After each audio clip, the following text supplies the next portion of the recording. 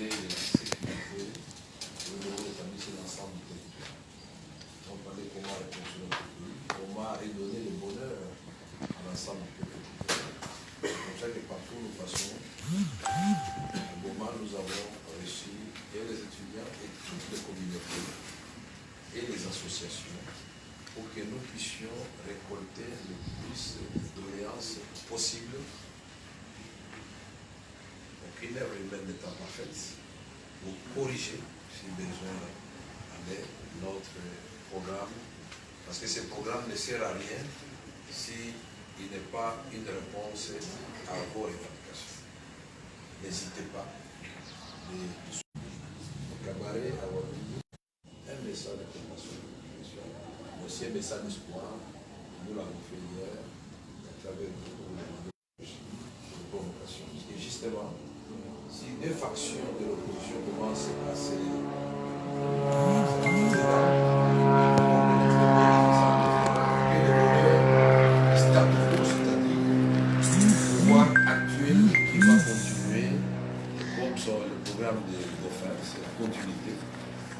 continuer les mêmes programmes, ça signifie la souffrance que vous avez maintenant va être multipliée par autant de fois, de massacres, manque de travail, d'emploi, la misère que vous connaissez dans les universités et tout ce que les gens connaissent dans les hôpitaux, les gens ne peuvent pas soigner, les mamans qui accouchent dans des conditions très difficiles, les déplacés vont continuer à rester dans les camps.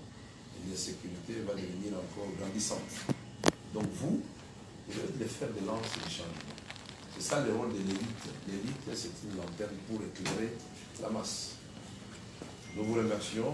Le président va vous saluer. Il va vous livrer le message. Mais il sera beaucoup plus à votre écoute.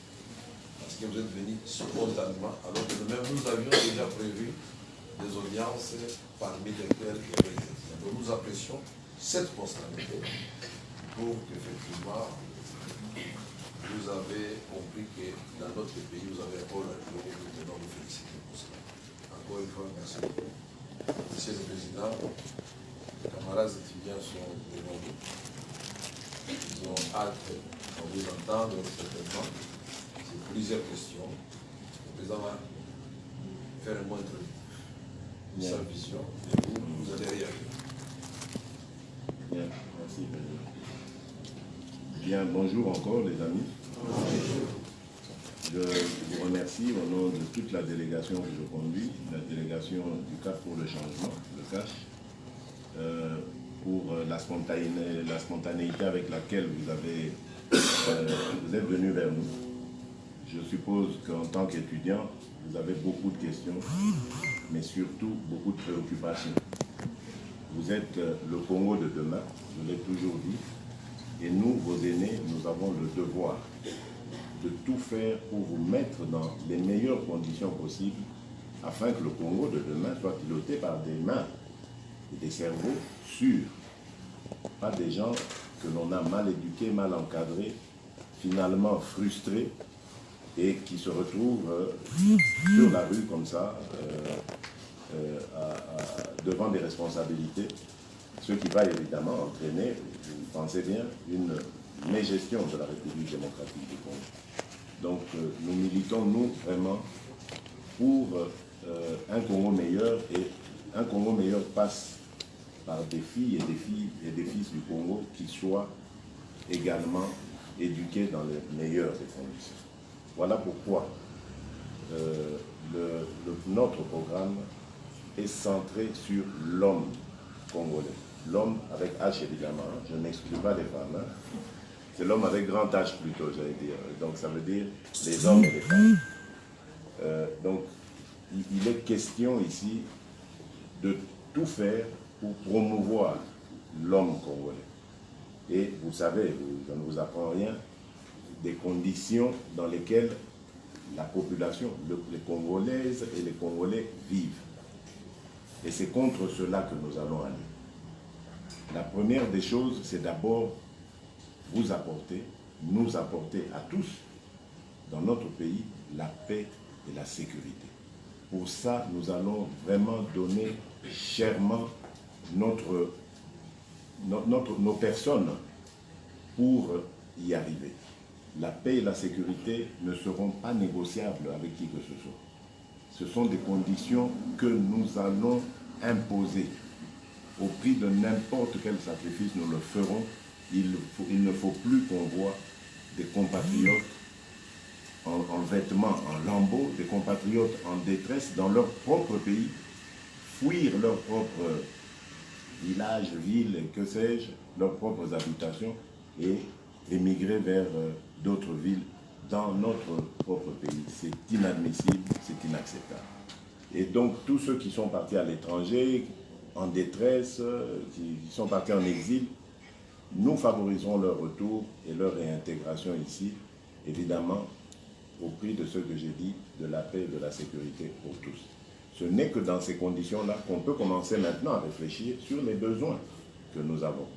Et le premier de ces besoins, pour bien encadrer et bien percevoir les besoins, comme je l'ai dit, les priorités des gens, il faut réinstaurer l'état de droit avec une administration qui va rétablir l'autorité de l'État sur l'ensemble du territoire. Parce que comme vous le savez, il y a des endroits où l'État n'existe plus. C'est la loi de la jungle qui prévaut. Des bandits vont arriver, pilotés par je ne sais qui, armés par je ne sais quelle puissance, et ils arrivent, ils font la loi, ils s'en prennent à de paisibles citoyens et commettent tout un tas d'atrocités. C'est parce que l'État a failli. L'État n'est pas là pour les citoyens. Et l'une de nos priorités sera évidemment de rétablir l'autorité de l'État partout. Et lorsque cette autorité de l'État est établie, vous pensez bien, la justice par exemple, eh bien, il n'y aura plus beaucoup de bêtises. Parce que la justice va sévir. Elle va sévir à la fois contre les récalcitrants, mais également et surtout contre ceux qui veulent véhiculer les antivaleurs. Des antivaleurs telles que la corruption. Vous savez, la corruption, elle a miné notre pays pendant longtemps. Elle a ruiné notre pays. C'est à cause de la corruption que ce pays est en crise comme il est aujourd'hui. Parce que des gens qui étaient censés utiliser la richesse de ce pays à bon escient en ont fait leur propriété privée, se sont enrichis, pendant que les Congolais sont restés dans le besoin. Donc ça, évidemment, ça va être une de nos luttes âpres, évidemment. Et donc, grâce à cela, nous allons réussir, avec l'administration qui sera mise sur place, à mobiliser le plus de recettes, à mieux les canaliser, et donc à mieux venir répondre à vos besoins. Nous savons qu'il y a énormément de besoins chez les jeunes. Et le premier de ces besoins, c'est l'éducation. Vous avez besoin de vivre et d'évoluer dans de très bonnes conditions. Donc sûrement qu'il y aura des écoles ou universités qu'on fermera parce que beaucoup ne remplissent pas les normes, etc. On se concentrera sur celles qui existent dans un premier temps, en les réhabilitant, en renforçant le personnel enseignant et en donnant plus de qualité évidemment à l'enseignement. Mais également, pourquoi pas, en construisant en fonction des moyens de nouveaux, de nouvelles, je veux dire, formations scolaires et étudiantines pour permettre évidemment à plus de jeunes, parce que la population est en grande partie jeune, la population congolaise, le peuple congolais, donc nous allons évidemment construire d'autres établissements universitaires et autres pour prévoir évidemment cet encadrement. Donc vous voyez que nous mettons énormément de priorités sur vous, parce que moi j'ai toujours dit, au-delà de ce que nous avons comme richesse dans le sous-sol, or, coltan, cobalt, tout ce que vous voulez, c'est d'abord pour moi la première richesse de notre jeunesse. Nous avons une jeunesse formidable qui est d'abord ingénieuse et qui est très active. Et ça, c'est une richesse que beaucoup de pays peuvent nous envier et avec laquelle ils peuvent faire beaucoup de choses. Mais nous, nous négligeons cette richesse, cette première richesse que nous avons, qui est la jeunesse. Avec vous, nous pouvons, si on s'investit vraiment en vous encadrant comme il le faut, Et nous pouvons espérer avoir un Congo très compétitif et très gagnant d'ailleurs vis-à-vis des enjeux. Parce que vous savez, le monde tel qu'il évolue, les enjeux vont devenir très très difficiles. Le monde va devenir de plus en plus carnassier. Donc c'est-à-dire, les puissants vont de plus en plus essayer de manger les petits. Et si nous n'avons pas un Congo fort, un Congo doté de gens capables de faire face à n'importe quelle situation, mais nous allons nous faire avaler. Parce que vous savez, beaucoup de gens, beaucoup de pays envient nos richesses. Ils n'envient pas notre population, ils ne comptent pas sur notre jeunesse comme nous-mêmes les Congolais, mais eux, ils regardent notre sous-sol. Et donc, pour avoir accès à ce sous-sol, il faut avoir des Congolais faibles. Il faut avoir des Congolais qu'on continue à les exploiter. Et c'est pour ça que nous disons non. Nous voulons dresser la nation congolaise, non pas contre les puissants ou que sais-je encore, non. Mais nous voulons la dresser pour qu'elle prenne conscience que la première défense sur laquelle elle peut compter, c'est d'abord sa propre défense. Et pour ça, il faut s'armer comme il faut. Pas armer, je dis, en équipement militaire, ça viendra aussi, mais surtout s'armer intellectuellement, s'armer socialement, ne pas avoir des gens faibles qui seraient prêts à trahir à n'importe quel prix, mais avoir des citoyens bien éduqués, bien formés, patriotes, qui aiment leur pays et qui sont prêts à se sacrifier pour celui-ci.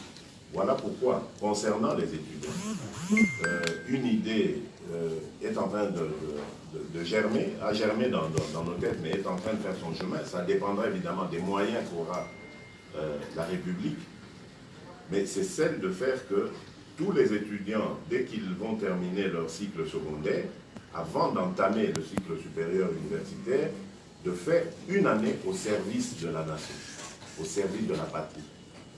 Ils choisiront. Il y en a qui pourront aller dans un service militaire carrément pour apprendre à défendre la patrie au cas où il y a une urgence quelconque.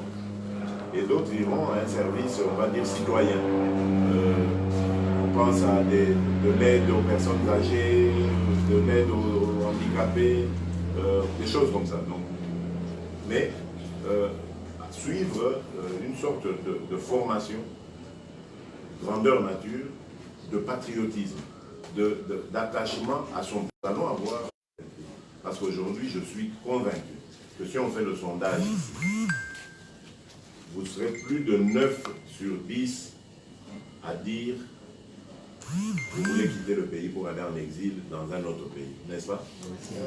Si on vous offre des conditions, on dit voilà, venez, vous pouvez aller étudier ailleurs, même ici à côté, en Ouganda, n'est-ce pas que vous allez tous accepter? Et pourtant vous avez un beau pays, pourtant vous aimez ce pays, mais vous partez malgré vous. Donc nous allons vous donner les raisons de rester ici, d'aimer ce pays et de le construire.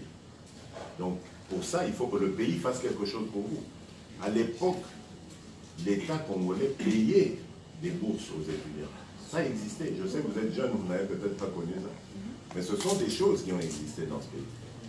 Et ces étudiants, c'est ceux qui sont devenus plus tard des cadres de ce pays. Vous voyez qu'ils ont, malgré le fait qu'ils ont été étudiés à l'étranger, etc., mais puisqu'ils avaient la bourse du conseil exécutif, pour la plupart d'entre eux, ils sont revenus par amour pour ce pays qui leur a permis d'apprendre à l'étranger. Donc c'est ce qui va se passer avec nous. On donnera ces bourses, ceux qui choisiront de rester ici pourront, ceux qui voudront faire des formations ailleurs, mais soutenus par des bourses du gouvernement congolais, le feront.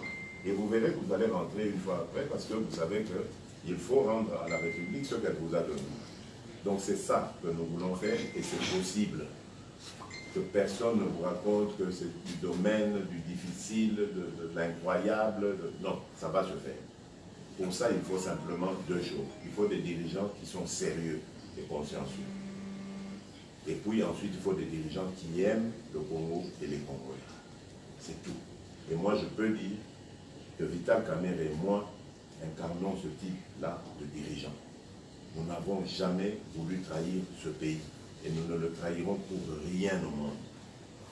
Et nous sommes prêts parce que nous avons ce cheminement-là de combat pour ce pays, nous sommes prêts à nous battre pour ce pays, pour vous et avec vous. Pas en vous exploitant, mais en vous mettant devant et en étant à votre service.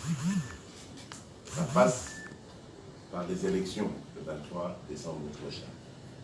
Vous devez savoir une chose, ces élections-là, tout le monde ne les veut pas, à commencer par le temps du pouvoir.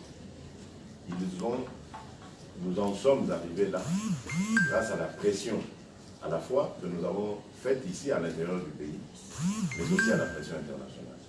Ne croyez pas que c'est de gaieté de cœur que Joseph Kabila accepte de ne pas briguer un troisième mandat. Ne croyez pas que c'est de gaieté de cœur qu'ils ont mis en branle ce système électoral qui va nous amener aux élections du 23 décembre. La preuve d'ailleurs, vous voyez, ils ont refusé toute présence de témoins, d'observateurs étrangers. C'est un peu pour les punir de leur avoir fait cette pression. Donc les gens, tout le monde ne veut pas de cette pression, de ces élections. Et même certains amis avec qui nous sommes dans l'opposition, avec qui nous avons énormément discuté, débattu sur ce processus électoral, même certains d'entre eux ne veulent pas de cette élection. Il n'y a qu'à suivre leur mot d'ordre lorsqu'on vous dit d'entrer dans un bureau de vote et de falsifier le bulletin en écrivant sur un stylo, avec un stylo, en sachant qu'en le faisant, ce bulletin va être déclassé. Donc c'est pour favoriser, sans le savoir ou consciemment, je ne sais pas, mais on fait le lit de celui dont les électeurs vont être disciplinés, vont voter avec cette machine. Nous, nous disons c'est dangereux. Nous n'avons pas fait le choix de la guerre, nous. Pourtant, on en avait l'occasion, mais on n'a pas pris les armes. Parce que nous ne voulons pas libérer le Congo par le sang. Nous n'en avons pas d'ailleurs l'expertise. Ceux qui en ont eu cette expertise l'ont tenté, et vous savez dans quelle situation nous sommes aujourd'hui. Ça fait 20 ans que le Congo pleure. C'est mort. 20 ans. Depuis l'entrée de l'AFDEL.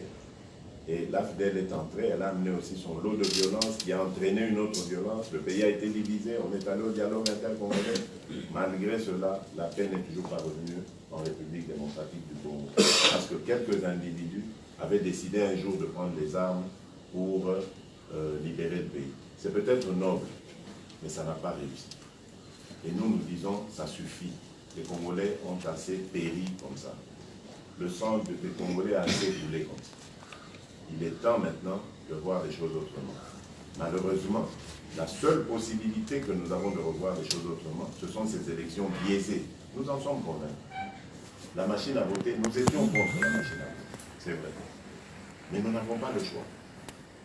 Parce que si nous avions continué à être contre cette machine à voter, Kabila allait comprendre la situation et dit, bon, ok, je vais profiter comme ça, je vais maintenir cette machine. L'opposition va dire non, non, non, elle sera prise dans son propre piège. Finalement, elle ne viendra pas aux élections, elle ouvre un boulevard et il peut faire n'importe quoi. Vous avez appris qu'il a promis de revenir en 2023. Et vous voyez qu'il va revenir comment? C'est par son candidat qu'il espère faire passer et qui lui va lui préparer le lit pour 2023. Donc, ça veut dire que si nous avions laissé la voie, mais ce scénario, il fallait le monter tranquillement. Nous nous disons non, puisque nous avons l'appui du peuple, que la machine soit là ou pas, nous venons quand même. Parce que nous comptons sur le peuple pour qu'il surveille lui-même. C'est le peuple qui va s'exprimer, qui va surveiller ces élections. Son élection. Ce sont ces élections à lui, ce peuple congolais. Il va voter au niveau des présidentielles, au niveau des législatives nationales et au niveau des législatives provinciales. Donc, il surveillera son propre processus. Et donc, nous comptons sur le peuple, on peut prendre ce risque-là. Parce que c'est la seule voie que nous avons. Nous n'avons pas choisi les armes, nous avons choisi la voie des urnes pour avoir l'alternance qui va nous permettre d'instaurer la démocratie et l'état de droit. C'est ainsi que nous avons levé cette option d'aller à ces élections avec ou sans la machine. Pendant que certains amis disent « Ah non, la machine, laissez tomber la oui. » On peut la laisser tomber. Surtout que nous, de l'UDPS et de l'UNC, avant le dépôt de toutes les candidatures au mois de juin, nous étions contre ce dépôt-là en disant non, au lieu de déposer, faisons pression pour qu'on dégage la machine et ensuite on va voir ce qui va se passer. Ce sont les amis qui aujourd'hui se disent des réveillés ou nous invitent à nous réveiller. Ce sont eux qui se sont précipités à l'époque à déposer les candidats. Et quand il y a eu maintenant les invalidations, alors là maintenant, ah non, finalement tout compte fait, ces élections ne valent pas la peine d'y aller, la machine est là. Mais c'est cette même machine pour laquelle ils allaient déposer leur candidature, où ils avaient déposé leur candidature. Donc vous comprenez un peu le jeu que nous jouons. Alors, voilà pourquoi nous avons dit, nous n'allons pas faire cela. Vous avez commencé par déposer les candidatures, ça nous a tous entraînés à le faire parce que nous ne pouvons pas rester en dehors pendant que vous étiez en train de déposer. On allait avoir nos candidats contre nous. Nous avons déposé nos candidatures. Et maintenant que vous n'en voulez plus, nous disons non, il faut réfléchir maintenant sur comment faire. Donc impliquer le peuple parce que ce sont ces élections. C'est ainsi que vous, je vous invite à vous impliquer dans ces élections. Je sais que ce ne sera pas parfait, je sais que la tricherie est préparée, mais moi je sais aussi que notre peuple est plus fort lorsqu'il est déterminé que n'importe quelle puissance dans ce pays. Donc vous serez, si vous êtes déterminé, capable de mettre à néant toutes les stratégies de tricherie qui seront préparées par le pouvoir. Comment? Dès que vous finissez, vous accomplissez votre devoir, restez devant le bureau. Soutenez les témoins, nos témoins qui seront là. Veillez sur eux, à ce que rien ne leur arrive comme intimidation, comme corruption ou quoi que ce soit. Et à la fin du scrutin, lorsque les bureaux seront fermés, que le dépouillement va commencer, restez là. Attendez que les dépouillements soient terminés et que les résultats soient affichés, comme le dit la loi, sur le bureau de vote. Et le témoin sort avec le PV. Là, vous pouvez maintenant rentrer chez vous, quelle que soit l'heure de la nuit. C'est très important. C'est comme ça que vous allez sauver. Parce que eux, ce n'est qu'après cela, lorsque les résultats vont commencer à être envoyés dans les centres de compilation, que la tricherie va commencer. C'est là qu'ils vont commencer à chipoter les chiffres. Mais vos voix, votre vote ne pourra jamais être volé si vous le surveillez à partir du moment où vous avez mis le bulletin dans l'urne jusqu'au moment où le dépouillement va commencer. C'est ce que nous vous recommandons. Et ça, ils ne pourront rien, même quelle que soit leur intention, même si nous révélons ce que nous allons faire, ils ne pourront rien contre ça. Si le peuple est debout, rien ni personne ne peut le contrecarrer. Voilà ce que nous vous demandons de faire. Bon, je vous remercie pour votre attention. Encore une fois, je renouvelle les salutations de toute ma délégation et la reconnaissance par rapport à votre visite, votre soutien, votre sympathie. Et j'ouvre les débats. Donc nous sommes à votre disposition. Vous pouvez poser toutes les questions qu'il faut. Je vous remercie. Bon, on va procéder comme ça. Tout le monde est presque 100. Si on demande à chacun de parler, on va terminer après des jours, n'est-ce pas? Vous êtes disciplinés. Nous allons prendre au total 6 questions, exceptionnellement. N'est-ce pas? Ça vous va comme ça? Si ça va, vous voulez qu'on ajoute? On est en démocratie. 10 questions. Tout le monde est d'accord avec 10? Oui. Ils sont d'accord avec 10 qui lèvent la main comment? S'ils sont contre 10, ils s'abstiennent. Adopté. Ok, bon, on va décider si on va prendre un premier lot de 3 questions. On va discuter 3 questions. On va finir avec 2, n'est-ce pas? Alors, respectez ici. Voilà. Et vous choisissez. C'est la seule. La seule. Il faut la protéger. Je peux Yann, tu peux. Lui, non, ça. Yann, notre, oui. Madame, vous pouvez donner votre nom comme ça, Yann va noter. Vous appelez comment? Le nom, c'est pas en note. Je m'appelle Bissakiman Placidi. Bissakiman. Mon nom, c'est Placidi. Placide. Placide au féminin. C'est la première fois que j'entends ça. Vous n'êtes pas obligé de vous lever, les amis. Hein? Non, là-bas, attendez. C'est là-bas ici. Je crois vous serez dans les deux derniers. Donnez le nom. Machuza. Très bien. Et mon ami? C'est Kacha. Kacha. Oui, ok. Ce sont des notes. Et est-ce que tu es ici? Votre nom? Moi, je m'appelle Ibrahim. Monsieur Ibrahim. Oui. Bon, si, il n'y en a pas au français. Quelqu'un veut s'inscrire de ce côté? Pas pour le moment, peut-être ils auront des idées. Voilà, le nom c'est comment? Dieu donné, écrivez Dieu donné. Bon, merci chers amis. Madame Placide, vous pouvez commencer. Les autres questions à l'instant assises.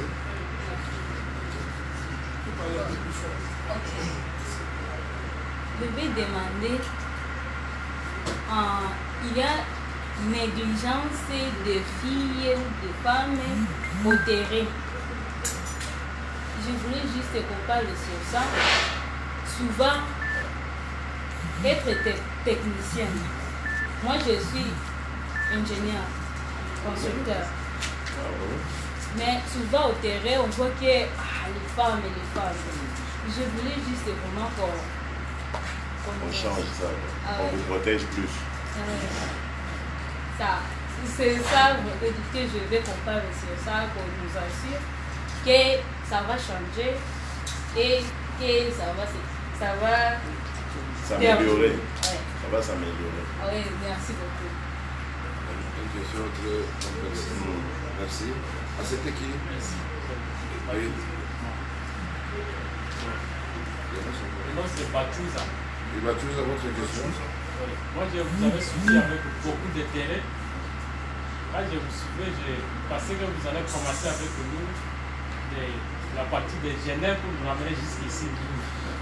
Je pense qu'avant que vous n'arriviez, les gens disaient qu'il y a des opposants qui se sont opposés à l'opposition. Alors ça nous a très fait mal. Nous voulons un peu d'éclaircissement sur ces deux points. Soit c'est pour les opposants, soit c'est le deuxième équipe les opposants que nous allons considérer qui allaient changer le Congo. Ou soit c'est un peu compliqué parce que quand vous avez parlé de la corruption, les gens nous disaient voilà, c'était des tuyaux de gouvernement central envoyés là-bas. Dès qu'ils ont reçu la corruption, ils se sont retirés. Donc, nous avons mis un peu dans l'embarras. Nous éclaircissez un peu ça. Ça allait beaucoup nous aider. C'était ça ma préoccupation. Oui. Kachala. Oui, c'est Kachala. J'ai une petite question et une proposition aussi. Monsieur le Président, vous venez de parler de richesse. Oui, tout le monde le sait que notre Congo a tant de richesses. Là, le vécu de la population congolaise, vraiment, ça ne reflète pas la richesse de notre Congo. Et on se pose sur la vie sociale de la population congolaise parce que nous demeurons souvent dans la souffrance. Et qu'est-ce que vous proposez sur ça et qu'est-ce que encore vous nous assurez sur ça? Et une autre proposition, ma proposition est celle-ci. Vous avez dit que la population, la couche de la population qui souffre le plus, c'est non l'étude. Moi, je suis de la psychologie, je fais la faculté de la psychologie. Par exemple, ceux-là qui font la psychologie clinique, il y a moins de centres neuropsychiatriques ici. On a des problèmes pendant nos pratiques en deuxième licence. Là, nous avons des problèmes parce qu'il n'y a pas de centre pour aller faire des stages. Est-ce que demain, si vous êtes président, vous pouvez arranger tout ça? C'est ça, c'est donc essayer un peu d'arranger pour nous, les psychologues, les cas. Et de ce côté, monsieur,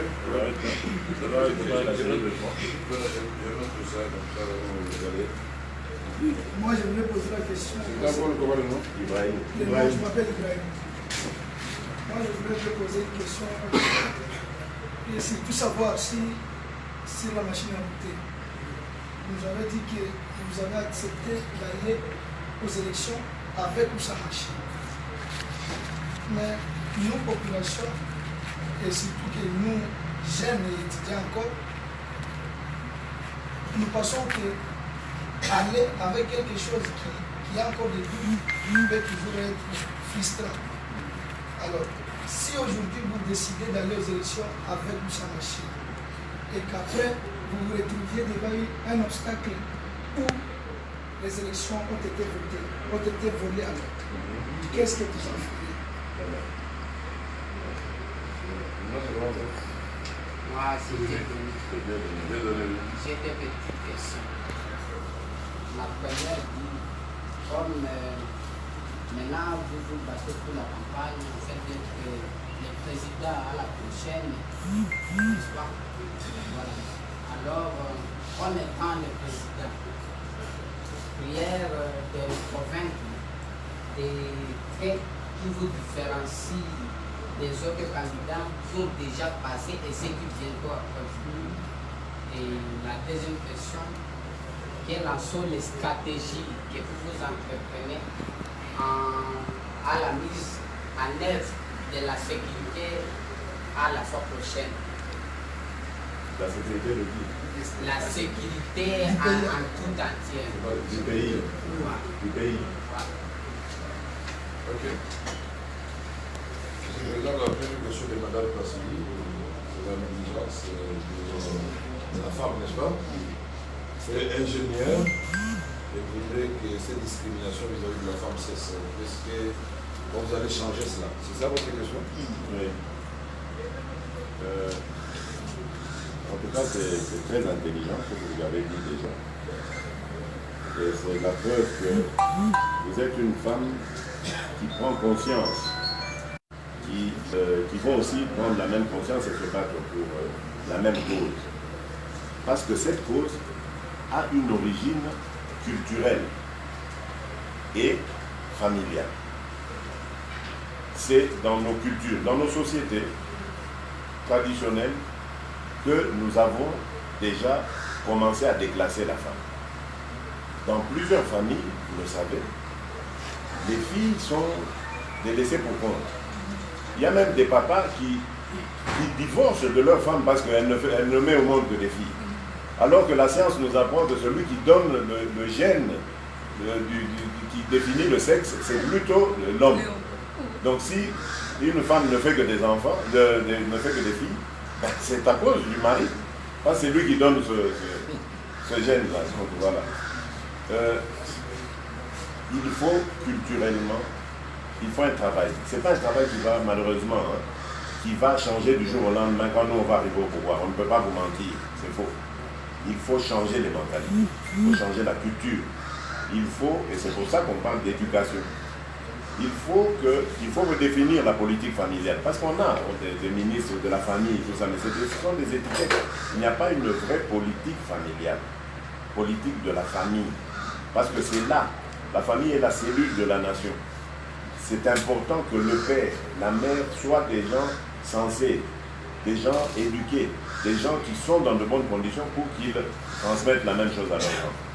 Mais si eux-mêmes sont des gens déjà qui savent que la femme, sa place, ce n'est qu'à la cuisine, c'est pas ailleurs. La femme, dans les champs, vous voyez que ça va être... voilà, donc c'est ça qui doit commencer par changer. Nous allons nous battre déjà contre ça. Il y aura des campagnes de sensibilisation, il y aura des campagnes de conscientisation de plus en plus, parce que les hommes doivent aussi participer. Vous savez, l'erreur aussi qu'on commet souvent, c'est de laisser ça aux femmes. Mais non, tant que les femmes vont le faire entrer, ça risque de devenir une sorte de lobby anti-homme. Et ça va brouiller maintenant le message. Il faut que les hommes s'impliquent aussi, les hommes comprennent, surtout les hommes les plus durs. Et moi, j'imagine même une situation où, quand un homme, par exemple, la police doit intervenir parce que quelqu'un a battu sa femme, il faut que cet homme soit condamné à s'engager dans des associations comme celle-là, pour aller maintenant mobiliser sur le rôle de la femme. C'est quand des hommes comme ça, on avait connu comme des caïfs, des monstres chez eux, quand ils s'impliquent, quand ils changent, qu'ils peuvent avoir aussi un impact sur la société. Donc il faut imaginer des politiques en tout genre allant dans ce sens. Je suis d'accord avec vous.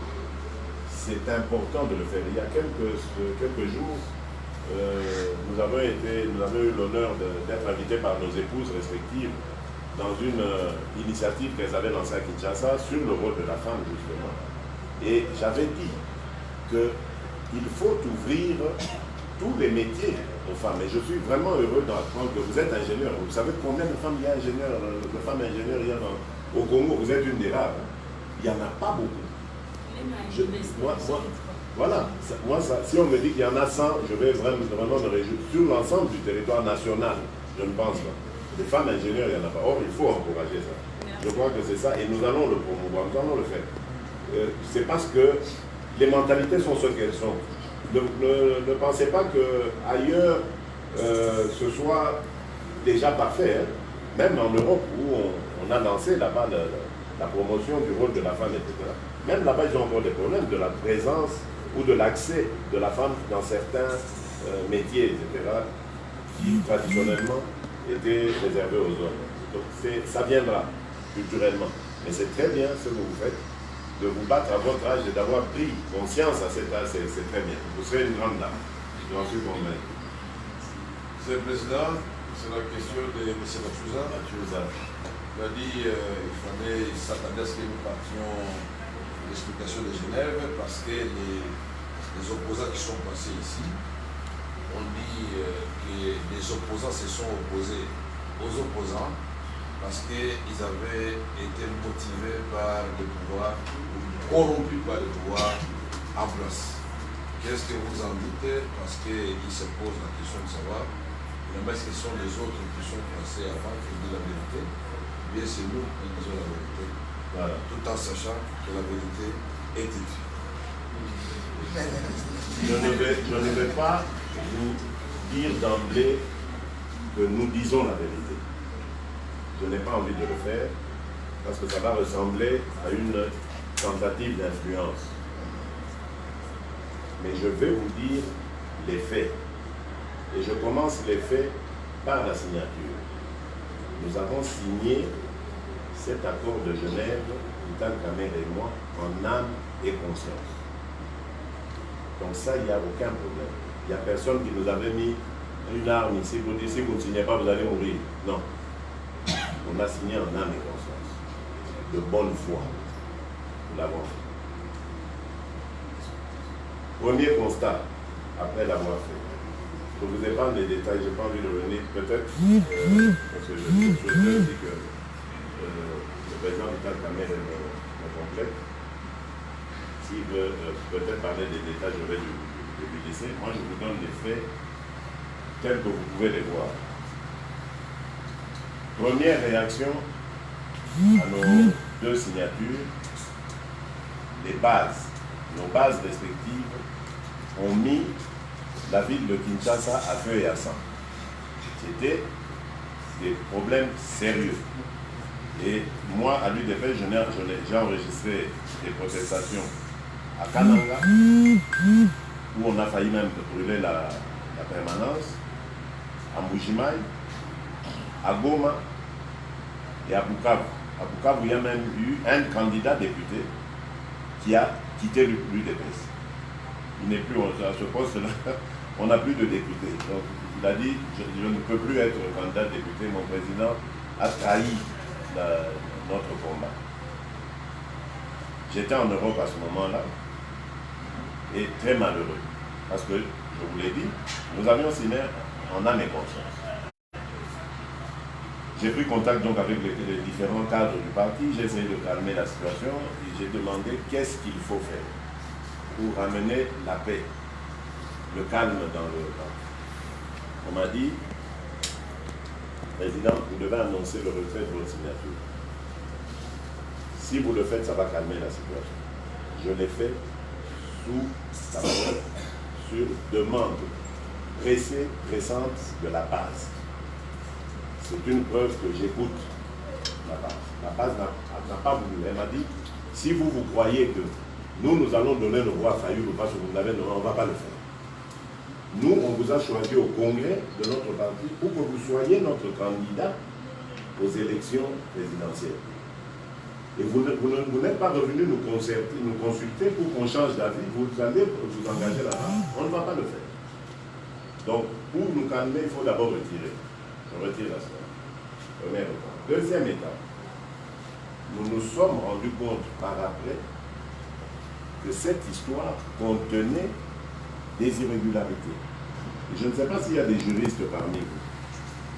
Mais la notion du DOL, le DOL, D-O-L, vous savez ce que c'est en droit commercial? C'est lorsque vous contractez un acte de vente, par exemple, vous achetez quelque chose, on vous vend une voiture. Vous signez, on est plus forme avec le vendeur, sans aucun problème, et plus tard, 1-2 jours, vous vous rendez compte que cette voiture avait un vice caché. Et vous vous rendez compte que le vice était caché exprès pour pas que vous nous en aperceviez, parce que si vous étiez en aperçu, vous en étiez aperçu, vous n'auriez pas passé cet acte-là, vous n'auriez pas acheté. Et donc, le droit, ou la justice plutôt, vous donne le droit de vous retirer.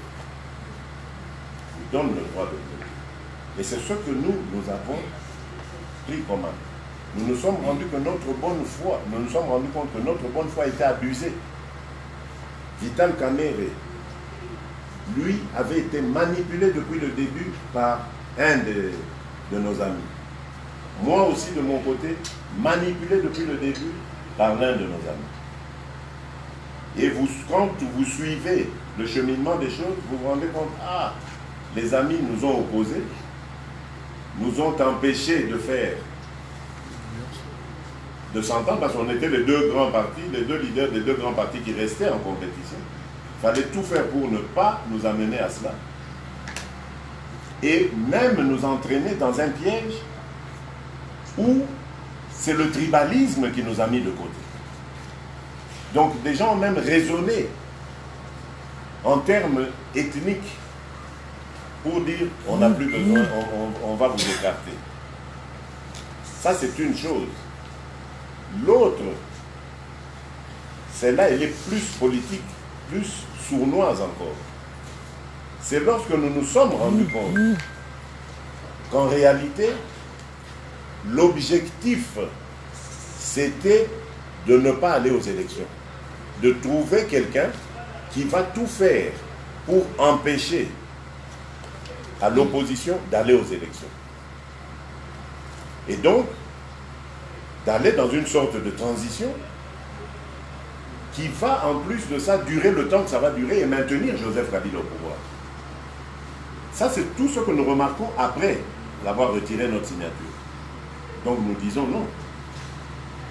Nous ne pouvons pas faire une chose pareille, nous avons raison. Nous n'avons trahi personne. Nous n'avons trahi personne. Regardez dans l'histoire du monde. Dans l'histoire du monde, combien de chefs d'État dont peut-être leurs prédécesseurs ou eux-mêmes avaient signé des actes au nom de la patrie, de leur pays, et qui sont revenus sur ces signatures parce que plus tard ils se sont rendus compte que non, ce n'était pas dans l'intérêt de leur pays. Et nous nous sommes rendus compte que ce n'était pas dans l'intérêt des Congolaises et des Congolais. Et nos bases nous l'ont démontré. Plus loin encore, lorsque nous sommes revenus après avoir signé l'accord de Nairobi à Kinshasa, mais regardez l'accueil, vous avez aujourd'hui les réseaux sociaux et tout ça, regardez comment Kinshasa nous a accueillis, regardez partout où nous sommes passés, comment le peuple nous reçoit. Est-ce qu'on reçoit des traîtres de cette manière? Est-ce que vous pensez que les gens ont vraiment le sentiment qu'ils ont affaire à des traîtres? Ils vont applaudir des traîtres? Vous savez, la politique est complexe. Souvent, les gens tombent dans le piège de celui qui a parlé le premier. Et c'est dans ce piège que vous êtes tombés. Parce que ceux qui ont parlé les premiers ont les moyens de le faire. Ils ont manipulé beaucoup de journalistes. Les journalistes aujourd'hui, beaucoup sont manipulables. Ils ont manipulé les réseaux sociaux. Ils nous ont fait passer pour des traîtres. Mais moi, je crois en la vérité. C'est pour ça d'ailleurs que je me bats. Moi, je me suis engagé dans la politique pour la vérité. Parce que je sais que la vérité, quoi qu'on fasse, elle triomphe toujours. Elle finit toujours par arriver. Et cette vérité, elle arrivera. Moi, je suis même convaincu très vite. Elle viendra et elle vous démontrera que ce ne sont pas nous qui étions du côté des méchants. Nous avons quitté ce navire de Genève à temps. La seule erreur que nous avions commise, si on peut parler d'erreur, c'est d'avoir compati avec les amis qui avaient été invalidés et exclus du processus. Nous avons évité eux.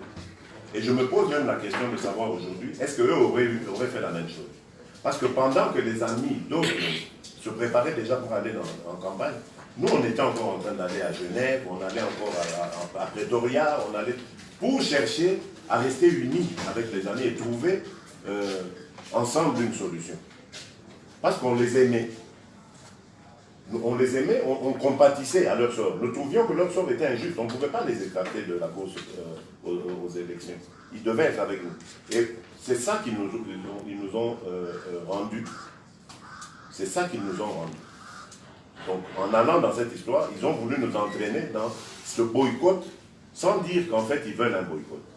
Mais aujourd'hui, moi, je suis curieux de savoir, parce que nous avons passé 3 jours à Genève, pendant lesquels nous avons discuté sur la stratégie adoptée en allant à ces élections.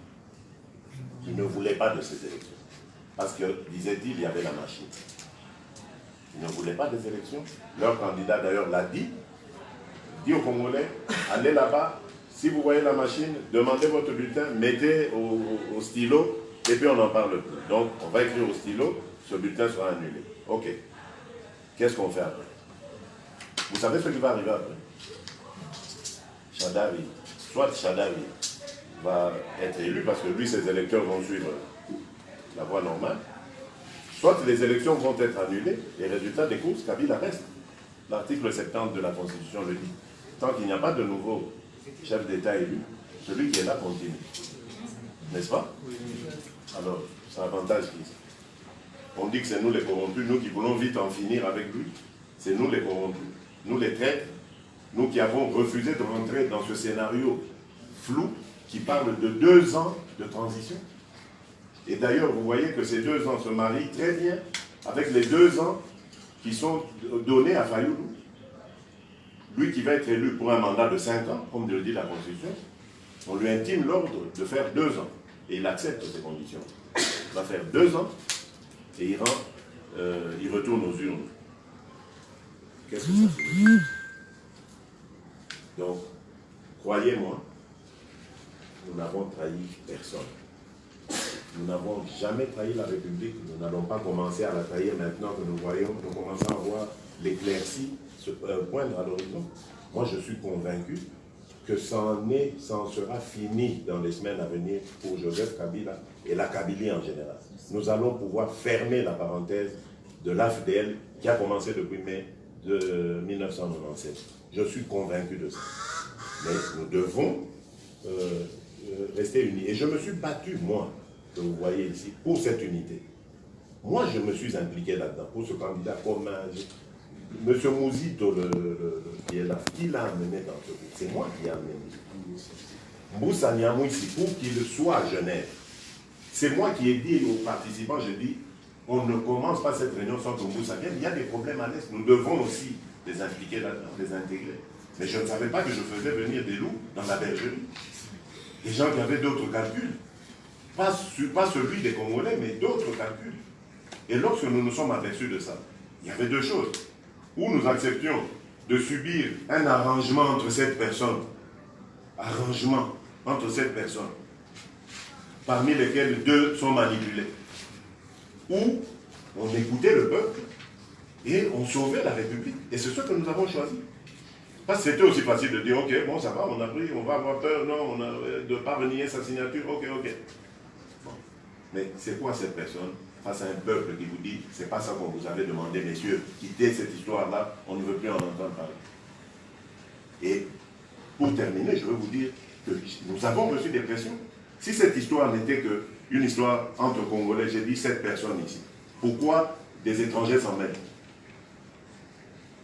Pourquoi des étrangers s'en mêlent? Pour nous dire, revenez vite sur votre décision, sinon vous aurez des conséquences là. Pourquoi? Si ça ne peut passer qu'entre Congolais, pourquoi les étrangers doivent intervenir là? C'est tout ça qui nous a convaincus que nous étions dans le bon, du côté du peuple.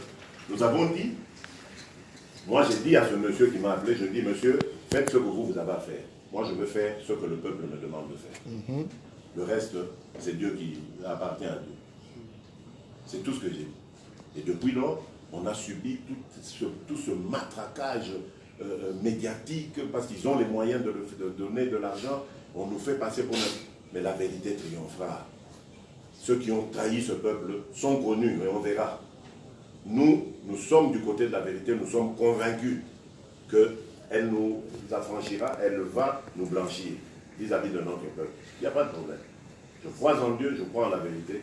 Je suis sûr que notre cause triomphera. Voilà moi ce que je voulais dire sur cette histoire de Genève.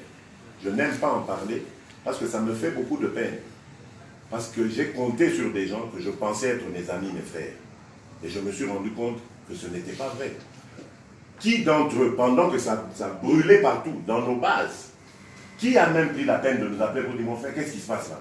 Parce que c'est comme ça qu'on voit cet altruisme, cette fraternité.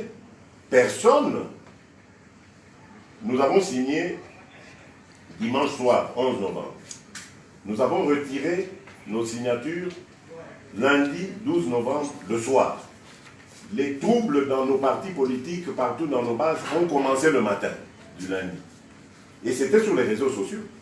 On voyait des trucs, notre siège à Kinshasa en feu, chez Vital en feu, des déclarations des représentants par-ci, par... C'était connu. Aucun d'entre eux n'a pris la peine de dire, mon frère, nous sommes avec toi, nous te soutenons, écoute, personne. Pire même, nous apprendrons que leurs partisans sablaient le champagne en disant c'est fini, cette fois-ci c'est fini pour l'UDPS, terminé. Alors vous croyez que moi, qui ne suis qu'un héritier de ce parti-là, ce n'est pas moi qui l'ai fondé. Hein. Ce parti est créé depuis le 15 février 1982. J'avais 19 ans à cette époque, je l'ai vu naître, mais je ne l'ai pas créé. Ce parti nous a été légué par ses fondateurs. Et ce parti a connu beaucoup de victimes. Des gens sont morts dans l'UDPS au nom de la liberté, au nom de la démocratie. Et qui suis-je moi pour passer tout ça par perte et profit? Au nom de quoi?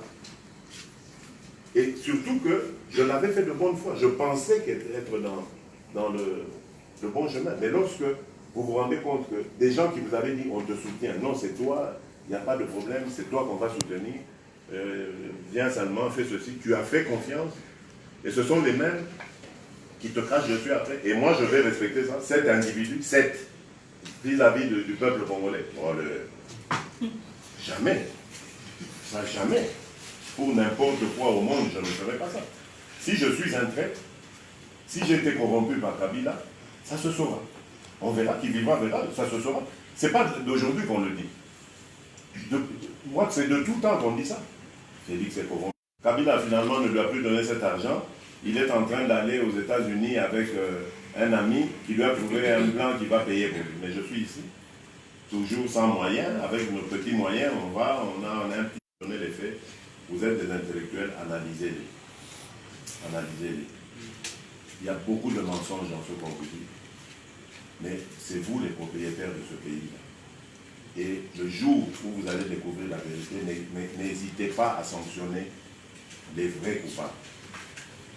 Et ces vrais coupables-là, ne les regardez pas de notre côté. Ils ne sont pas de notre côté. Je ne sais pas si tu veux dire quelque chose maintenant. Absolument. Oui. Parce que nous devons dire la vérité, rien que la vérité, n'est-ce pas? Le président a tout dit. Mais moi, j'aimerais parler avec des preuves à l'appui. Vous êtes des intellectuels. Et à travers vous, je m'adresse à tout Congolais et à toute Congolaise, ceux qui nous suivent en ce moment. Parce que ces pays, nous avons décidé de ne plus infliger la même souffrance au peuple congolais, qui était le résultat des combines des individus s'étant accaparés de l'appareil de l'État et des richesses de l'État. Nous avons été, avant Genève, nous avons été en Afrique du Sud. En Afrique du Sud, nous avons élaboré le projet, pas même le projet, puisque nous l'avons paraphé. L'accord qu'on a signé à Genève avait été en réalité élaboré, adopté, paraphé en Afrique du Sud. Pourquoi paraphé?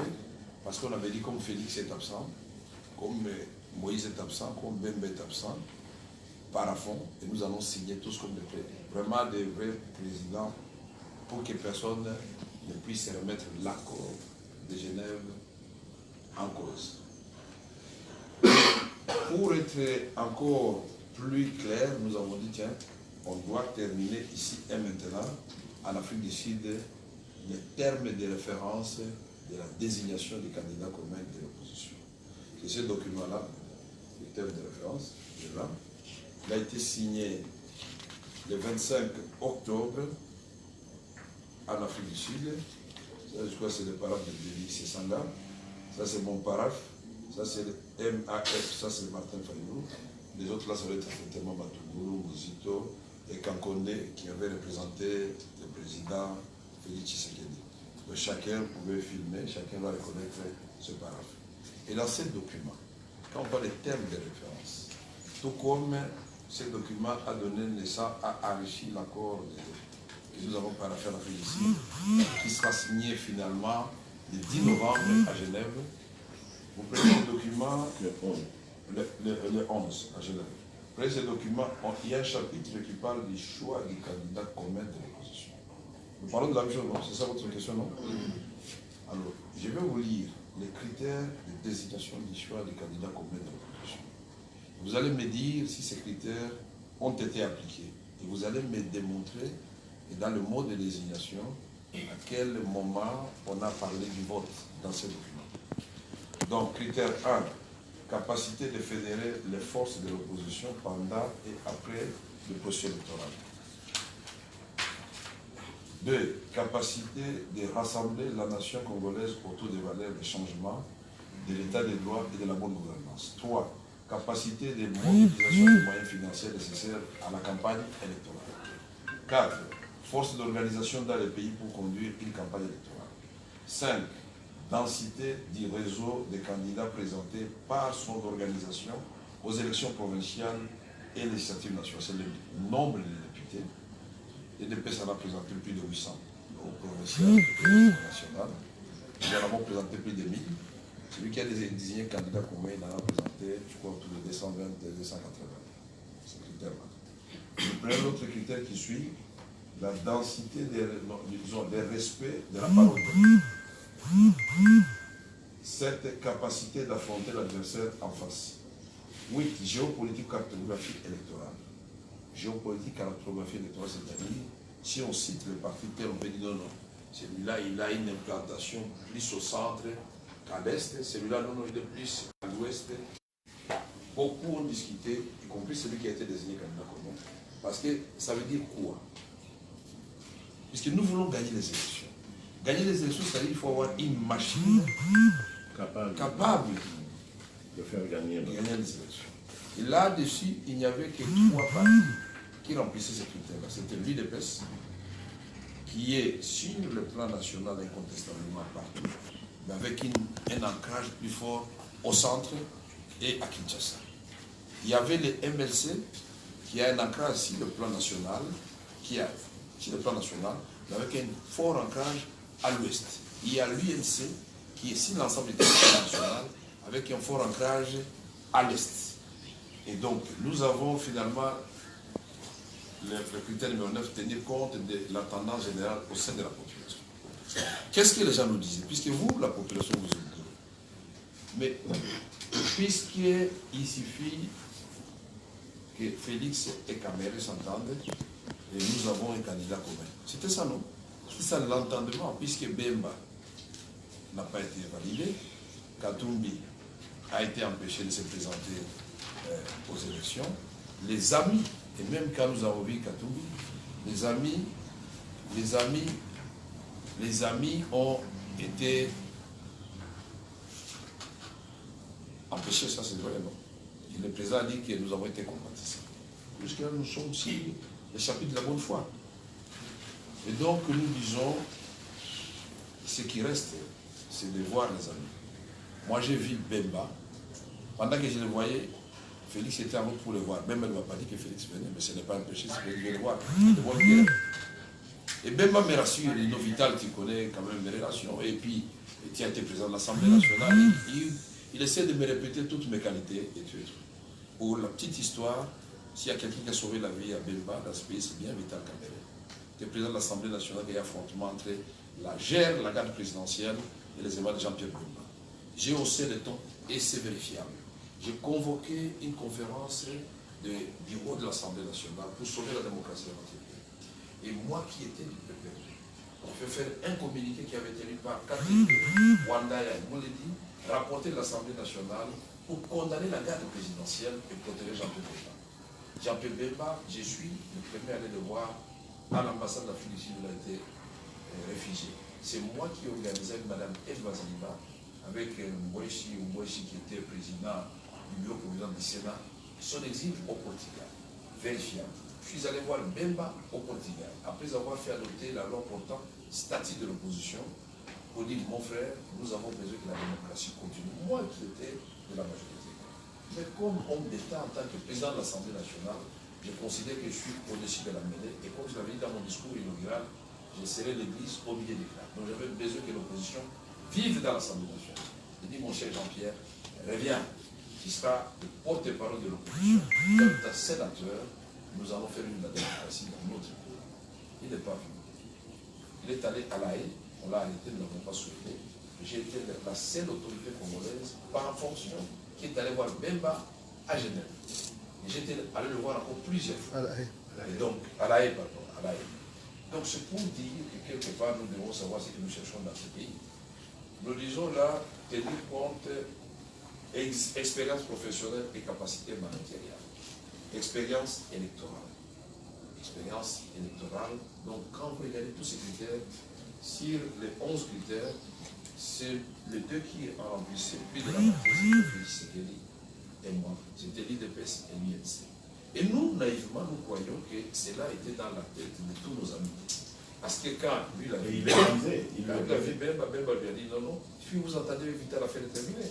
Quand je vois Bemba, il me dit, si vous entendez avec Félix, l'affaire est terminée. Je vois Katoum, il me dit la même chose, Katoum, il dit la même chose à Félix, sauf que pour le cas de Katoum, il dit à Félix, non, c'est toi que j'ai choisi, puisque nous avons un accord qui était dans les deux sens. Le mensonge n'aide pas. Et moi, je rentre à Kinshasa, après avoir parlé avec Félix, nous étions d'accord à 80%. Je rentre à Kinshasa, lui rentre aux États-Unis, et puis en Belgique. Je vois les gens de MSR de Pierre Loubi devant un jury composé de plus de 40 personnes. C'est l'honorable Nzangi, aujourd'hui, qui parle à Goma, qui a pris la parole et dit, le président vous avez convaincu. Et puis après, ils m'ont dit, non, c'est notre choix. J'ai vu l'AR, qui est une composante d'ensemble. Ils m'ont dit, vous êtes notre choix. J'ai vu Mouzito, qui est le patron du REP, qui était le patron du REP, parce que moi, ça devait être trop compliqué. Il m'a envoyé vers les chefs des différents regroupements dont lui était l'autorité morale. Non seulement ils m'ont choisi, mais cette fois-ci, camarade étudiant pour la première fois, puisque ça qui est une blague à trop direct, je me disais, je vais me comporter en homme d'État. Je l'ai dit sans montrer, mais cette fois-ci, je vais demander que la caméra approche. Ça, c'est une note à l'intention du président du Nouvel Élan. Le Nouvel Élan, c'est le regroupement des Mouzito. Et cette note désignation, tu vois, désignation du candidat commun de l'opposition à l'élection présidentielle du 23 décembre 2018. Je vous épargne toute la lecture ici. Et je vais passer, bon, après avoir tout ça, vous verrez. Après avoir analysé ces critères, les critères de l'Afrique du Sud ici, l'UREP recommande et soutient M. Kamerhe Vital comme candidat commun de l'opposition à l'élection présidentielle du 23 décembre 2018, moyennant la signature d'une entente entre les partis.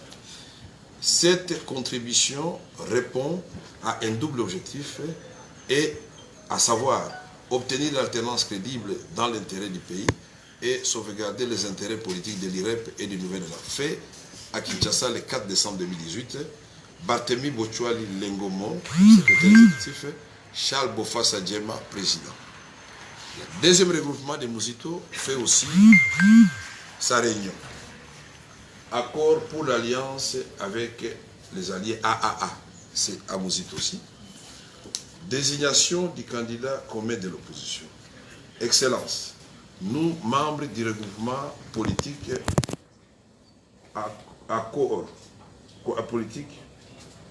nous, membres du gouvernement politique, accord pour l'alliance avec les alliés AAA, en sigle, réunis en date d'ici novembre 2018, comme nouvel élan, et au regard des critères objectifs de désignation du candidat commun liés notamment à la capacité intellectuelle des différents candidats, l'expérience dans la gestion de la chose publique, au nombre élevé des électeurs dans la partie est de la République démocratique du Congo, au parti qui a aligné plus de candidats à la désignation nationale et provinciale, l'expérience dans la participation comme candidat à la présidentielle, parce que j'étais candidat en 2011.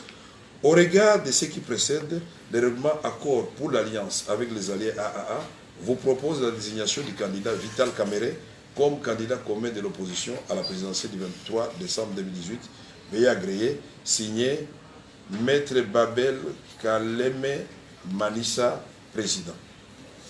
Ce n'est pas une falsification, c'est un document. Je ne voulais pas de montrer tout ceci. J'ai tout ceci. Mais nous laissons les gens parler. Nous croyons que vous, les étudiants de notre peuple, vous allez nous aider à comprendre qu'il y avait une machination. Et donc, quand on voit ça, on se dit tout de suite qu'il y a un problème. Nous arrivons à Genève. Vous avez vu les critères de l'accord de Genève, puisque ce qui est là est repris dans l'accord de Genève. Donc, ça répond. La capacité à fédérer, la capacité à rassembler, tout ça. Et maintenant, on dit de l'acte de désignation du candidat. La désignation du candidat de l'opposition est faite conformément à l'article 2 ci-dessus, par la conférence des leaders.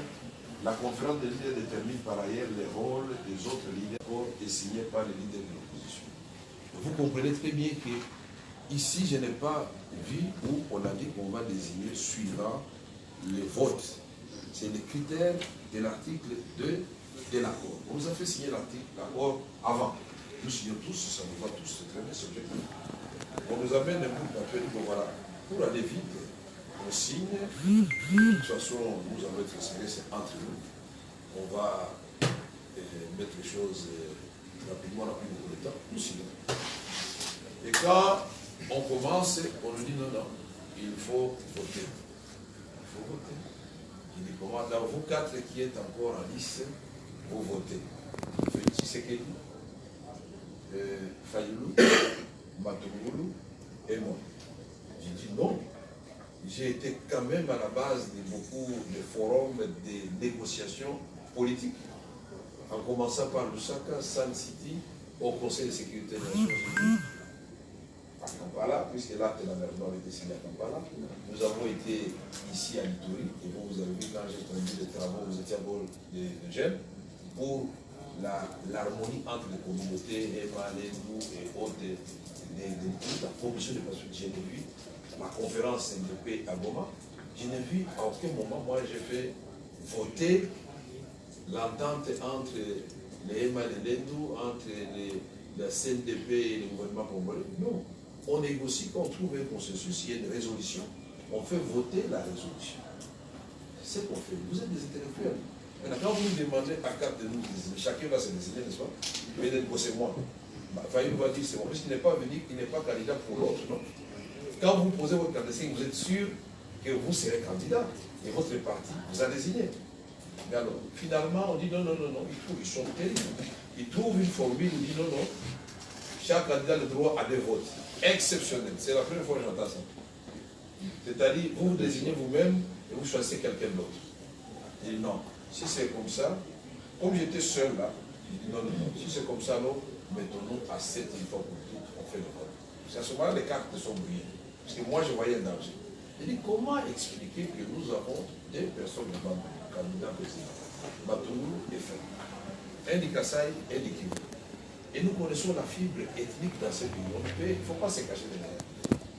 Même si j'avais déjà parlé avec Matougoulou lui-même, il m'avait rassuré qu'au VK, vous savez, tout ça, vous savez, les promesses envoyées n'engagent que ceux qui croient. J'ai dit non, je ne crois pas tout cela. Alors, moi, j'ai regardé en direction de Félix Tshisekedi. Je ne sais pas ce qui s'est passé entre temps, c'est après qu'il est sauvé. Puisqu'avant de monter dans les bus, il s'arrête chez nous, vous dites, tu sais quoi, Vital et Bemba veulent te mettre de côté. C'est ça que Vital fait, il se fâche. Il est en bas, Fayou l'appelle. Parce que vous savez, c'est que Vital et Katumbi et Bemba ont fait contre toi. Mais nous, des bandes, nous sommes toi, nous allons voter pour toi.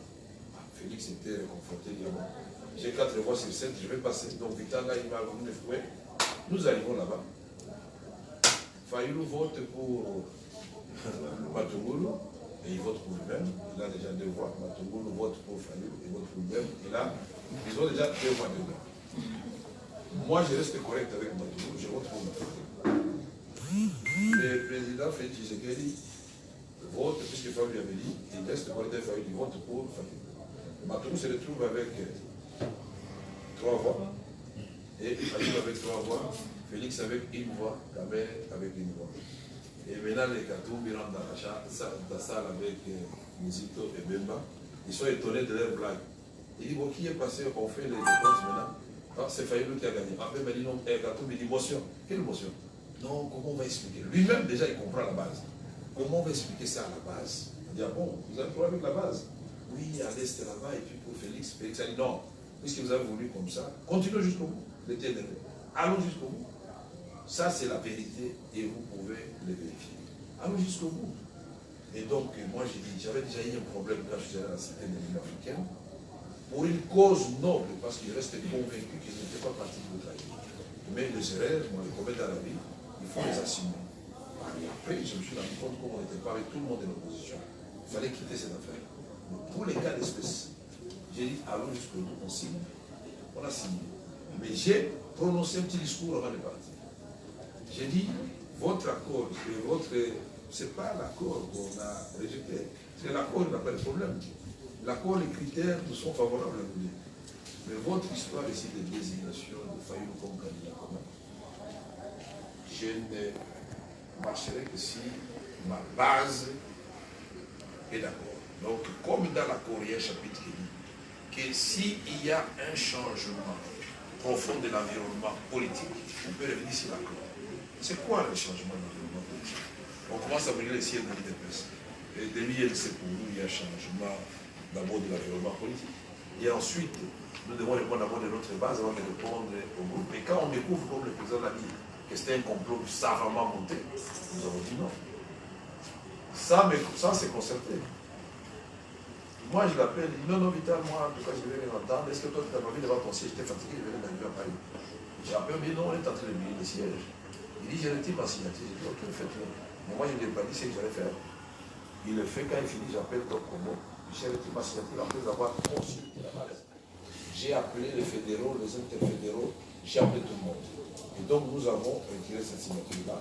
Ce n'était pas parce que nous voulions embêter qui que ce soit, mais parce que nous ne voulions pas laisser à Kabila et son groupe un passage facile. Aller placer le parti de Fayou décidé, je ne sais pas, il est dans combien de provinces, et lui-même, à sa première expérience, si le plan de développement, ne parlons pas, aller le placer à l'avant-plan, nous disons quand même, là où il y a l'IDPS et l'INC, ici, l'opposition est en train de pêcher. Et ce n'est pas que les provinces se sont opposées aux opposants. Et nous étions convaincus qu'entre les deux mots, il faut choisir. Nous sommes venus du côté de la base. Et l'accueil à Kinshasa l'a dit, partout où ils sont passés. Ça les a énervés et ils sont venus vite à Butembo avant nous, vite à Bunia avant nous. Et c'est cette politique des mensonges que nous sommes en train de dénoncer. Parce que c'est ça qui avait fait tout le parcours de Marshall, des mensonges sur mensonges. On vous promet une chose, vous applaudissez, et puis ça ne vient pas. Joseph Kabila, la même chose. On vient, on pose la première pierre. Je ne sais pas si à Bunia, on n'a jamais posé la première pierre ici. Ou asphalter les routes. On a promis d'asphalter les routes ici. On vient faire la pause, la première pierre, on inaugure, tout le monde applaudit, on part. À Bukavu, première pierre. À Moujma, première pierre. Et tout ça, nous ne dirons pas les mensonges. Nous vous dirons ce que nous allons faire et ce que nous comptons faire. Donc, pour nous, pour me résumer, j'ai voulu, le président, excusez-moi, brancher tous ces documents pour que les gens, une fois pour toutes, arrêtent avec ce mensonge. Je voudrais terminer par une exhortation. Je voudrais exhorter nos amis de la Mouka pour qu'ils comprennent que ce qu'ils sont en train de faire. Nous sommes capables de le faire, mais nous ne l'avons pas fait. Ils sont passés à Goma après nous. Vous avez la marée humaine qu'il y avait à Goma quand nous sommes arrivés. Nous, on n'est pas allés à Goma, on n'est pas entré dans le décapotable comme ici. À Goma, de l'aéroport jusqu'au stade Afia, pas moyen d'avancer. Il fallait faire les pieds jusqu'au stade Afia. Et donc, si on avait seulement téléphoné à Goma, parce que nous savions qu'il fallait arriver, pour dire, faites des problèmes à vous. Nous sommes, contrairement à ce que nous dit, nous sommes des vrais chrétiens. Nous croyons des valeurs, parce que nous sommes en train de prêcher des valeurs. Cette histoire de tendre des pièges aux amis, affaiblir l'opposition, je réponds à la question de l'ami ici, qui affaiblit l'opposition, puisque nous, partout nous passons, si vous nous posez la question, qu'est-ce qui s'est passé à Genève, nous répondons. Et si vous nous avez entendu à ce moment dans notre discours s'attaquer à Fayoulou, pour dire qu'il ne faut pas voter pour Fayoulou, non. Aucune fois, parce que nous connaissons notre cible. Donc nous exhortons nos amis à ne pas se tromper d'adversaire. Hier, le président Félix Tshisekedi l'a dit. Les enfants de l'Itourie, je vois un petit groupe de gens qui fait du bruit là-bas. Heureusement, moi je vais déjà partir dans deux directions différentes. C'était pour amener la stratégie d'amener tout le monde à vider les liens et que Félix Tshisekedi et Kamer aient honte. Mais ils ont remarqué que les 2 tiers des gens de Bounia sont restés là-bas parce qu'ils avaient besoin d'écouter notre son de cloche. Et c'est en cela que nous félicitons. Et nous avons parlé. Parce que quand vous ne vous reprochez rien, vous restez toujours courageux. Vous savez que si vous êtes incorrompu, devant la masse qu'on a vue hier, vous allez fuir, vous vous effondrez. Mais parce que nous étions sûrs de ce que nous faisons. Parce que nous savons que nous le faisons pour les Congos. Nous avons tenu jusqu'au bout. Nous devions partir à Kisangani aujourd'hui. Nous avons retardé parce que nous avons dit, on va vous écouter vous tous. Nous devons partir de Bounia sans écouter toutes les couches de la population. Ils ont fait des conférences de presse ici. Ils ont écouté, vous ont laissé en audience. Vous avez été laissé en audience ici? Non. À Goma non plus. Partout ils passent, les guettes, ils atterrissent, ils partent rapidement et ils partent. Ça s'appelle du show, la campagne à l'américaine. Nous faisons la campagne à la congolaise. Nous devons savoir les déplacés qui sont là, qu'ils vivent comment. Et nous allons le faire. Les habitants de Bounia et de l'Itourie, quels sont les problèmes des différentes consoles et sélections politiques? Les étudiants, c'est cela que nous comptons faire. Et au peuple de trancher. Nous ne demandons pas que vous tranchiez en notre faveur. Si notre démarche et notre projet vous agressent, bon. Nous avons entendu les gens dire, oh, vous n'avez pas l'argent, comment vous avez fait la campagne? Justement, c'est encore une occasion de plus pour démontrer que nous ne sommes pas des voleurs. Comment voulez-vous avoir de l'argent au Congo, être millionnaire, milliardaire, pendant que toute la population est pauvre? Vous posez cette question, moi, de temps en temps. Les gens viennent ici, ah, vive tel, mais l'argent, il a eu où? Vous posez la question. C'est cet argent qui aurait pu améliorer et construire au centre de psychiatrie que vous vouliez pour vos expériences, non? C'est cet argent-là qui pouvait faire que vous ayez des bourses et qu'on supprime toutes ces histoires de primes de part. C'est cet argent qui allait faire qu'on construise des routes, mais qui, une partie est prise par ces gens-là, une autre partie a été prise par les Mobutistes à l'époque, une autre partie par les Kabylistes aujourd'hui, et voilà les Congos d'aujourd'hui. Aujourd'hui, là, chers amis, Félix Tshisekedi et moi n'avons pas du sang en nous. Je n'ai jamais fait la rébellion, je n'ai été que dans le processus de paix. Félix Tshisekedi n'a été que dans le processus de défense des valeurs de la démocratie et de l'accès au pouvoir à travers les urnes. Ça a toujours été le combat de Etienne Tshisekedi. C'est comme ça qu'à San City, il y avait le gouvernement, dont j'étais le porte-parole, il y avait le MLC, qui avait fait la guerre, les gens de l'histoire ensemble. Il y avait le RCD, qui a fait la guerre. Il y avait l'opposition non armée, qui était menée par Etienne Tshisekedi. Il y avait la société civile comme composante. Comme entité, il y avait le RCD KML, vous savez, ils ont fait la guerre. Il y avait le RCD Lumbala, qui avait occupé l'Itourie, qui a fait, l'Izirou Batouasende, qui a fait la guerre. Et il y avait les Maïmaï. Voilà. Et nous, nous sommes dans la catégorie de ceux qui n'ont pas fait la guerre.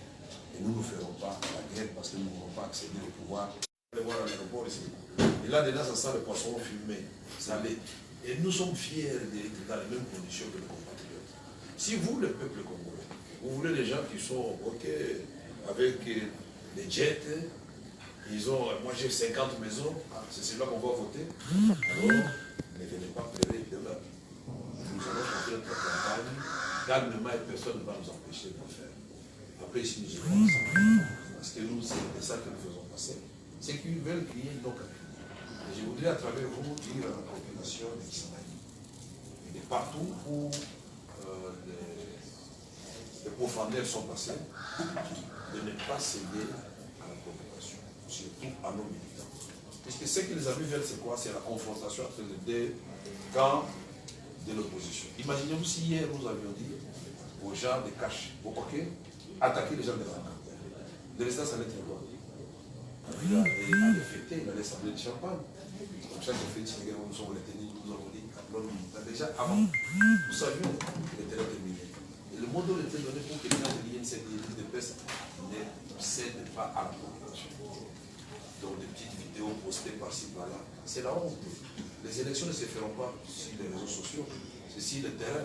Ils n'auront jamais des images comme vous les envoyez à Makaou, à Walou, partout où ils sont passés, à Kinshasa. Kinshasa n'a jamais vu, même à l'arrivée du pape Jean-Paul II. On n'a jamais vu ça, sans fausse modestie. Les généraux de la police nous ont cité, on fait comment? On vous extirpe, on fait comment? Puisque les gens vont mourir. Et si vous appelez ça, ils sont des traîtres. Non. Nous ne disons pas que les amis sont des traîtres, mais les amis ne sont pas du tout honnêtes. Ils doivent dire la vérité. Et moi, le cas qui me fait le plus mal, c'est moi qui ai fait les SMS. Quand le président Félix Tshisekedi a dit non, on ne peut pas commencer sans Boussa. Comme Boussa, c'est mon frère, je dis non, je m'empresse à lui faire les SMS. Je fais les SMS, je sors, je fais mon cher ami. Bon, moi, je suis toujours honnête. Félix vient de plaider pour toi, tu dois venir. Viens, bosser. Et nous apprenons qu'il est en train de faire le message à Butembo, qu'on fasse la même chose à Félix Tshisekedi et à Kamere comme on a fait à Bouni. Est-ce que c'est ça les combats pour lesquels nous nous sommes engagés? Je vous pose la question pour les étudiants. Vous trouvez ça sérieux vraiment? Non. Est-ce que vous ne trouvez pas que quelque part, avec les amis qui ont des mandats écoutés, qui violent la Constitution, puisqu'ils disent c'est 2 ans, ça viole la Constitution. Kabila vient de faire sa conférence et dit non, je n'exclus pas de revenir en 2023. Mais en réalité, il veut revenir plutôt en 2023. Vous ne trouvez pas que quelque part, il y a quelque chose, une coïncidence malheureuse pour le peuple congolais? Les amis sont dans l'inconscient, je pense. C'est eux qui doivent se réveiller. Ça s'appelle la Mouka, il faut qu'ils se réveillent. Qu'ils se réveillent, que nous puissions unir nos forces contre cette cible que nous sommes en train de vouloir écarter pour donner une vue meilleure à notre population. Ils ne sont pas nos ennemis. Si ils nous considèrent comme des ennemis, nous n'allons pas les considérer comme des ennemis. Nous allons les inviter à se comporter dignement. Ce n'est pas par la violence qu'on va libérer ce pays. Pas les injures. Parce que je sais que dans le populisme, le peuple aime entendre les gens qui insultent. Ah, on insulte tel, c'est celui le vrai opposant. Mais qu'est-ce qu'il a donné comme message à Bounia que vous avez retenu? Par rapport à la sécurité, par rapport à la santé, par rapport à l'éducation, par rapport à toutes ces routes, par rapport aux mamans qui peuvent arriver au champ, par rapport aux déplacés. Il a visité qui? C'est cela que je voulais poser comme question. Si nous prenons tout notre temps, c'est parce que nous voulons réellement être en communion avec vous. Monsieur le Président, c'était une question essentielle. Chaque fois, les gens nous écrivent, mais pourquoi vous parlez tout le temps de Genève? Nous n'étions pas dans les prédispositions de parler de Genève. Et puis, si vous nous posez des questions... Et je crois que c'était la demande de tout le monde. Hein? La redevabilité. Maintenant que vous avez suivi Genève, nous vous avons montré le document, qui vous montre aussi le document de Genève, différents de ce que vous venez vous montrer. Les documents de l'Afrique du Sud, différents de ce que vous venez vous montrer, et qui vous disent à quel moment ils ont quitté, puisque moi j'ai posé la question, à quoi aura servi alors l'accord de Genève qui fixe les critères et le mode de désignation du candidat commun. Vous quittez l'accord, vous choisissez un autre mode de désignation. Donc, le mode de désignation viole déjà l'accord et retirer la signature sur un tel mode de désignation ne viole à rien l'accord, puisque l'accord était déjà violé par le mode de désignation lui-même. C'était par tricherie, par dipérie. Les gens se sont réunis et ils nous ont pris en charge calmement avec sourire aux lèvres. Ah, Vital, il y a des Konaga, il y a la quotidienneté. Ah, fait, tu sais que toi, nous, les gens demandent, nous, on va te dire. Et quand ils finissent, c'est ce qui est grave. Qui n'était pas prévu au programme, ils se partagent le poste. Ils disent, ah, c'est Katoum qui prend la parole. Bon, on va donner la primature à Jean-Pierre Bemba. Nous étions déjà fâchés. Évidemment, Fayou et les autres disent, ah oui, Bemba prend. On va donner le président de l'Assemblée nationale de la musique. Ah, tiens, la musique prend. On va donner la gouverneur de la Banque centrale à Batomoul. Ah, Batomoul prend. Et puis, quand on nous pose la question, mais la vice-primature là, de quoi, les COFIN, c'est quoi? On dit c'est les diamants, l'or, le commandant. Ah, ça m'intéresse, moi aussi je prends. Alors donc, nous nous retrouvons dans une situation où nous nous rendons compte, Félix et moi, que nous sommes venus accompagner les businessmen ici. Les gens qui vont continuer le business, ce n'est pas gouverner le Congo. Et ça, c'est dangereux. Nous allons dire la vérité maintenant qu'ils ont voulu qu'on dise la vérité. On dira la vérité. Nous nous sommes dit pendant longtemps, et comme on dit qui ne dit mot consent, ça a failli nous rattraper. Alors nous sommes obligés de dire la vérité. Alors que tous ceux qui nous ont suivis nous excusent de revenir tout le temps cette question quand le peuple nous demande. Puisque nous sommes au service du peuple. Quand le peuple nous pose des questions, le peuple a droit des réponses. Nous devons répondre. Et qu'eux aussi donnent leur version de fait pour nous dire à quel moment ils se sont concertés pour nous flouer. Parce que tout le monde savait, vous ici à l'Itouri, vous savez que ça allait être entre Félix et Kamel, oui ou non? Avant qu'on vienne vous endormir. On peut poser la question. Camarades, je ne vous influence pas. Sincèrement, je voudrais que vous soyez sincères. Au vu du tableau politique dans notre pays, dans l'opposition, vous pensez que ça allait être entre quel parti de Cameroun? Madame, vous pouvez parler à votre voix comme ça. Nous parlons sans avoir peur. La peur des représentants, on a mis des commandos ici. Moi, je pensais que premièrement, c'est l'IDP. Oui. C'est ça la vérité. Maintenant, je vous ai offert l'IDP, puisque Katoum aussi a dit que son choix c'était Félix Tshisekedi. Je lui ai offert Félix Tshisekedi, alors j'ai dit à Katumbi de revenir. Mais puisque Félix est là, il avait dit que c'est son choix. Félix est là. Il est bien. Donc, nous allons passer à d'autres questions. Mais avant, pour terminer, cette affaire d'Afrique du Sud, c'est un élément aussi qui avait commencé avec ITI. Voilà, c'est une fondation sud-africaine qui avait parrainé cette histoire. Curieusement, quand on arrive à Genève,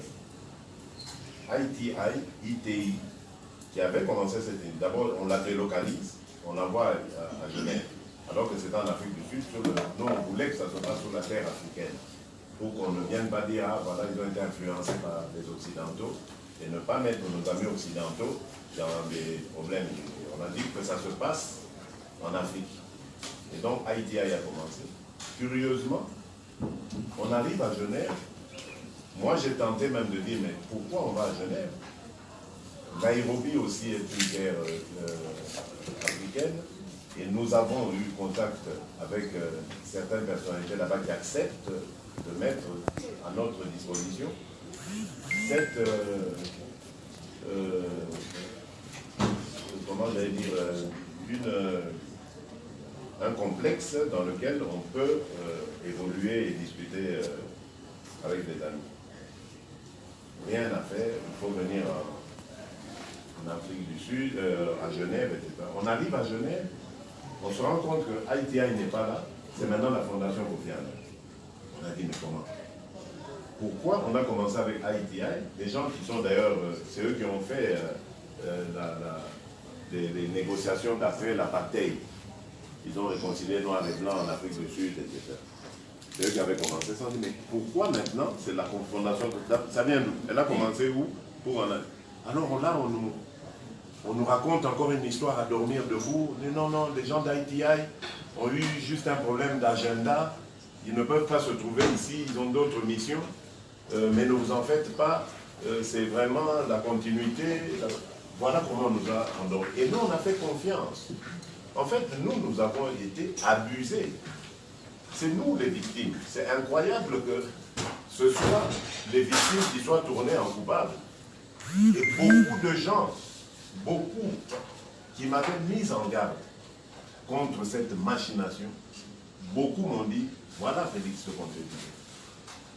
On voulait t'amener à l'humiliation, à travers toi, l'UDPS. C'est ça qu'on voulait faire. Et moi, je vais m'incliner, sacrifier l'UDPS pour le plaisir de quelques individus. Jamais. Jamais, au grand jamais. La question suivante est que